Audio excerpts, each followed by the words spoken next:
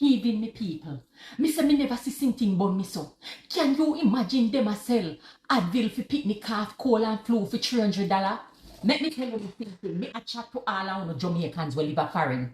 Let's go back to the basic. You remember when we da grow up before we granny used to do it? When we have a little cough, cold or flu?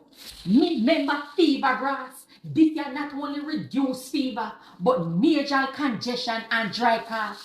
Then we have with soursop leaf. Me and you know say soursop leaf good with no something. But did you know say it support the immune system? So boil it and give the pickni for drink.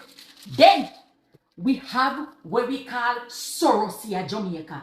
It is a blood cleanser, but nothing good so to help get rid of mucus build up in the respiratory tract system. And then me have leaf alive. Me no have none here today, but see the picture there. Did you know say leaf alive support and boost immune system? And it good for cold, flu and chest congestion.